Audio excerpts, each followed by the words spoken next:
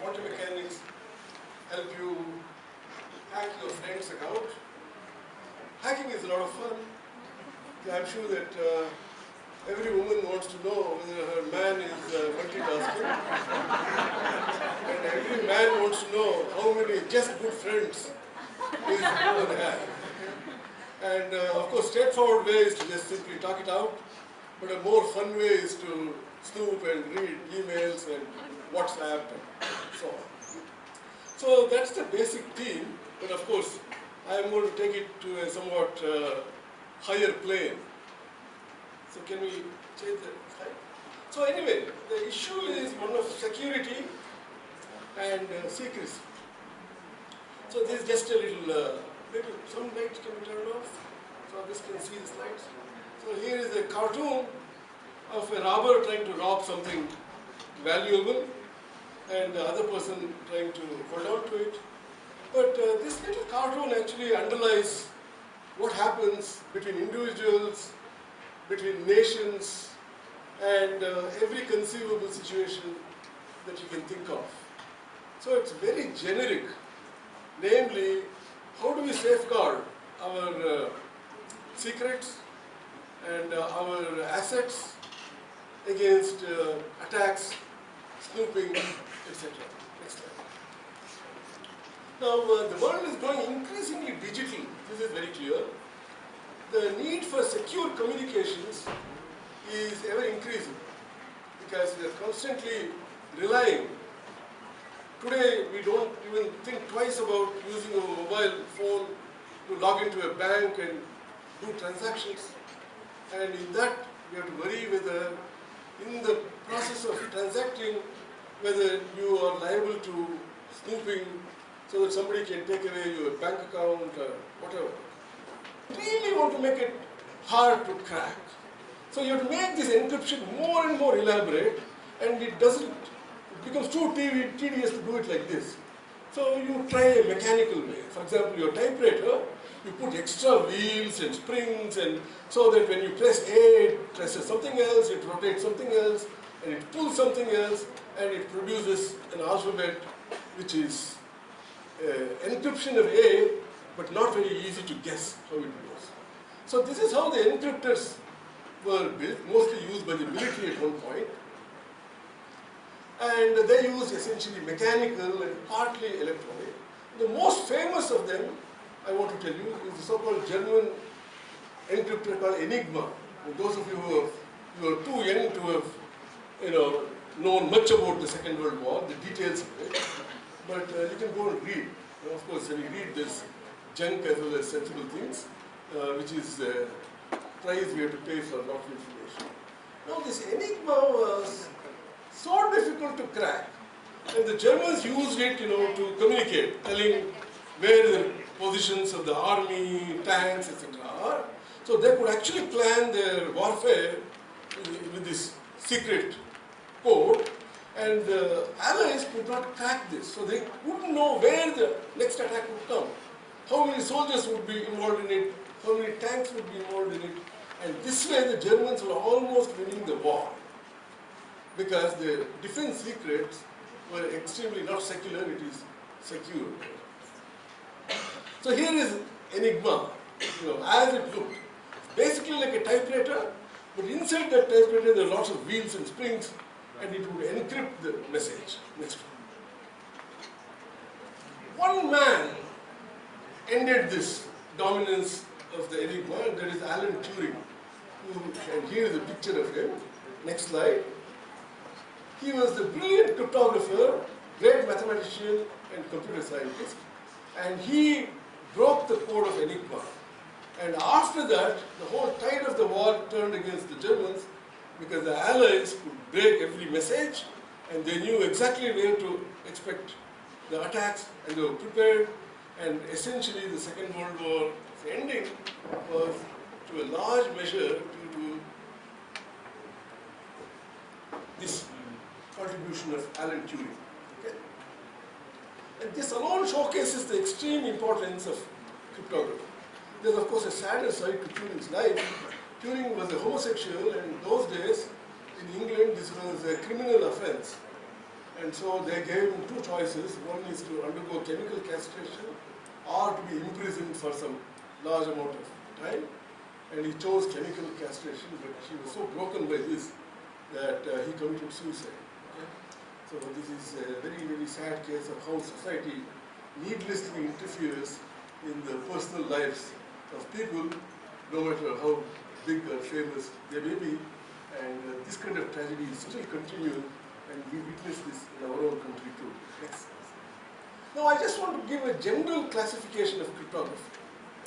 There are two kinds. One is called the symmetric key cryptography. Symmetric means the key that opens the lock also closes it.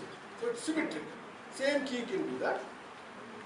And the way this works is that there is a secret key which two parties that are communicating must first share between themselves, and this should be done in a highly secure fashion. Either send a personal emissary or some way so that they can share their key, and after they share their key, they take some message which is called a plain text, use that key to encrypt it, and that encrypted message can be sent in a not so secure channel because it's encrypted. Even if somebody overhears it, they don't know what to do with it, and so that channel need not be very secure. Secure channels are very expensive and hard to come by. And now this one, at the other end, the person uses the secret key, decrypts it, and reads it. So this is how the symmetric key cryptography works.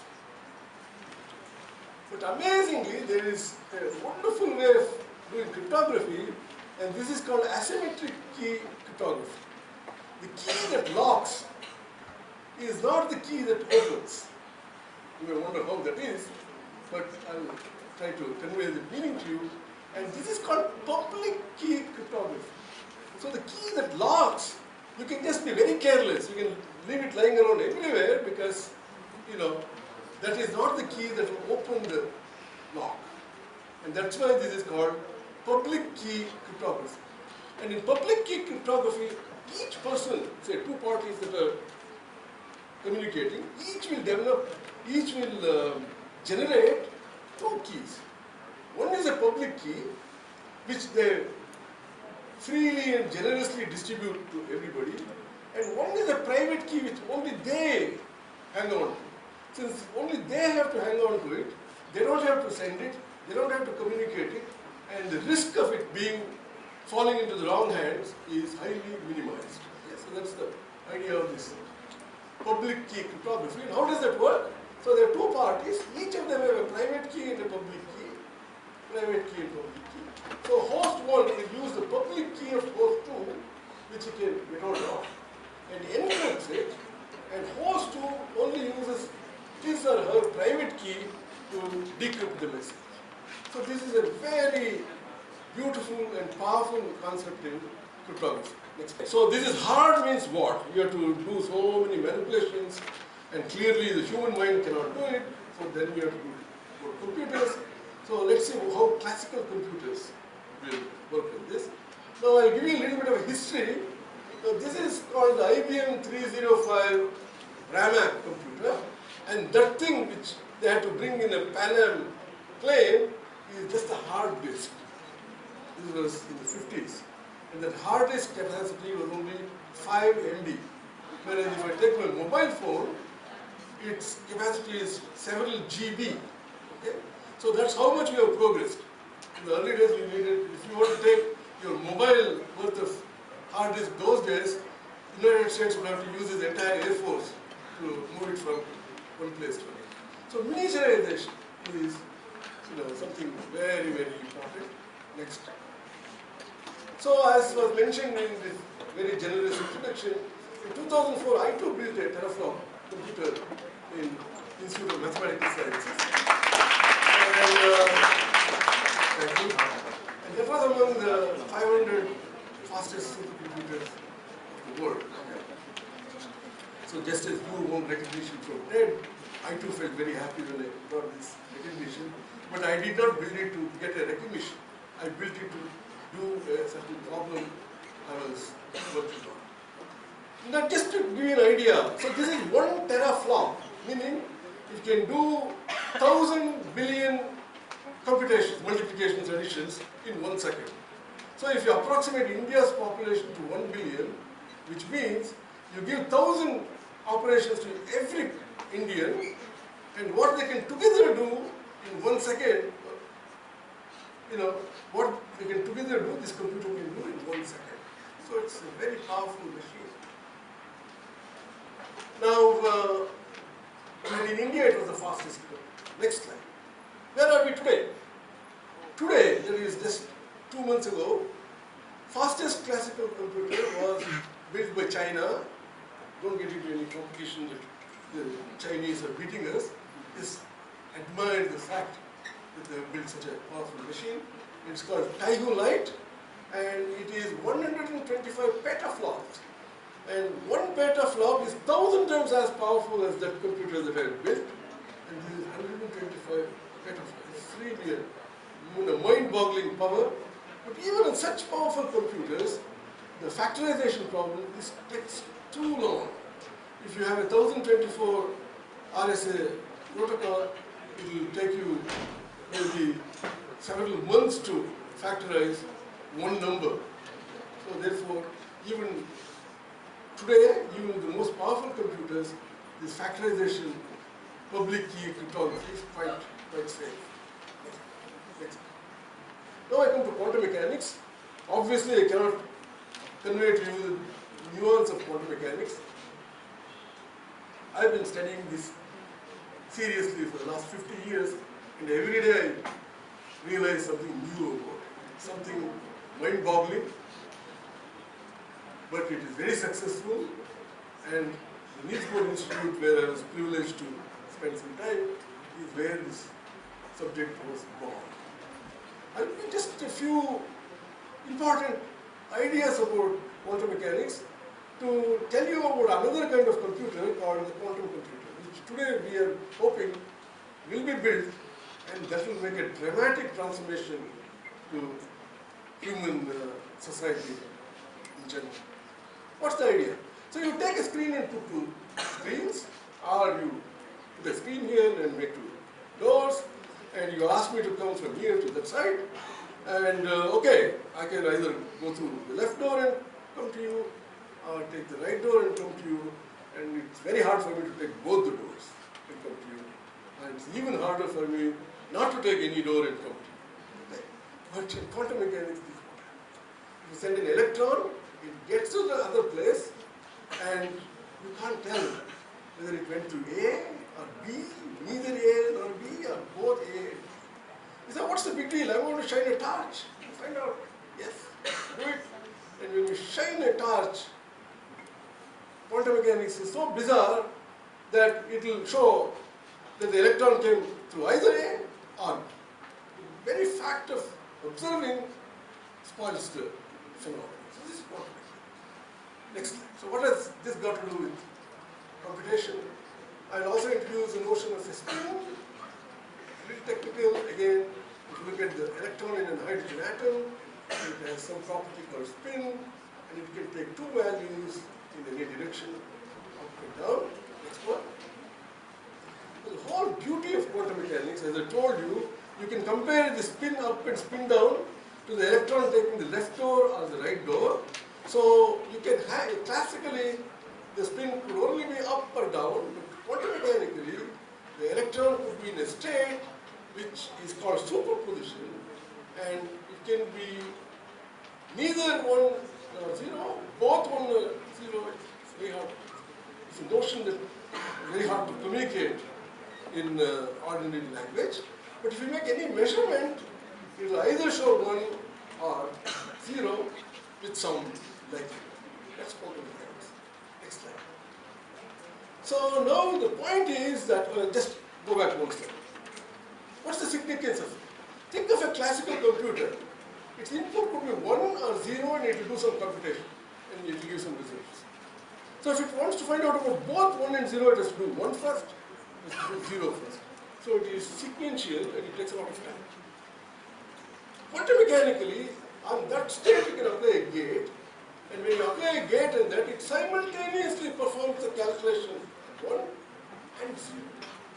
So you you can do it in parallel, simultaneously. So you think, oh, that's very fast. Particularly, instead of just two possibilities, I have, let me say, 10 to the 100. But quantum mechanics also screws up this advantage because I have to finally find out what has been done. And if I try to do it, it will only show one of the possibilities. And therefore, it looks like we have lost the advantage. So it requires some cleverness and some mathematical, genius to figure out a way in which the calculation that you want to perform becomes most likely. So, I'm only giving you very basic flavor of it. You will have to read up on it if you're interested.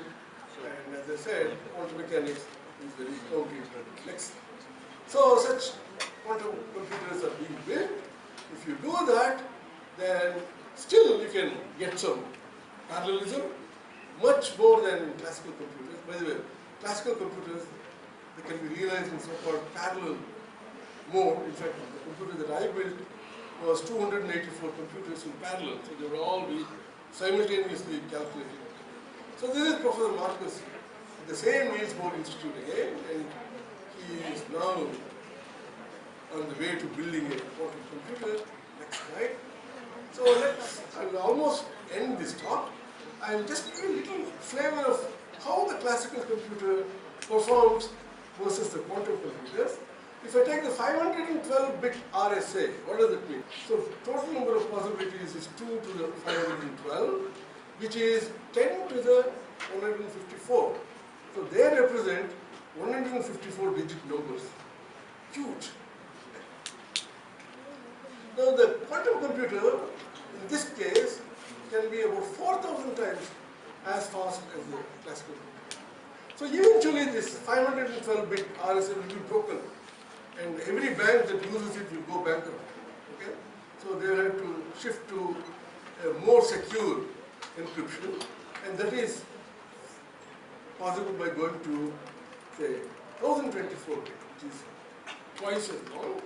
1024 involves primes not with 154 digits, but 786 digits. Huge. Write it down. In such a case, the quantum computer can be 10 million times faster than the classical.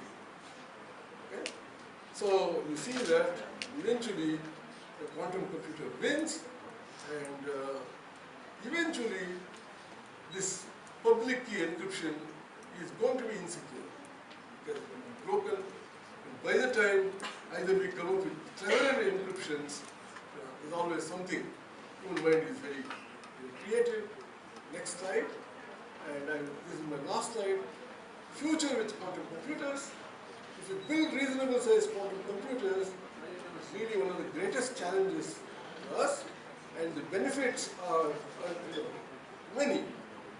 What all can you do? They'll bring unprecedented speeds to computers, unprecedented amounts of computational resources, what may seem like utopian dreams, not plans, like individualized medical care.